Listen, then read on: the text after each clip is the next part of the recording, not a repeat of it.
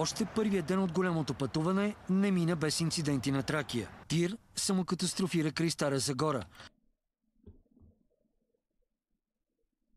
Моля. Добре, брат. Как?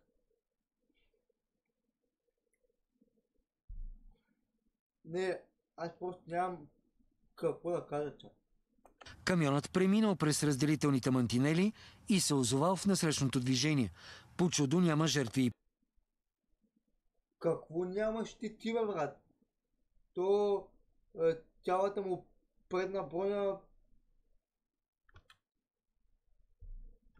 ей така направо. Гледай, какво е това?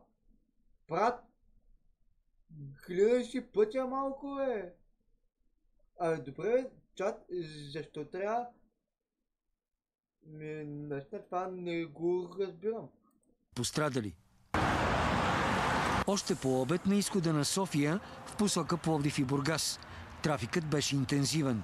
В трафика трябва да се кара съобразена. Добре, брат, тези катастрофи. Добре, човек, ако просто не караш нормално, не си гледаш пътя и най-вече не спазваш ограниченията и не знам сега какво се е случило. Може да е изгубил контрол, нали? Всичко става. Ама едно е да изгубиш контрол при 40 км в час, защото имаш време да се коригираш. Друго е да загубиш контрол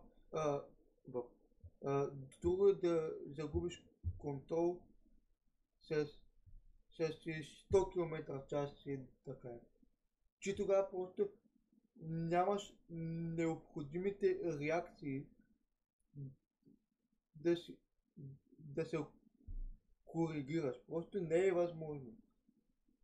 Затова моят призив е всички, които са шофьори, да бъдат по-внимателни.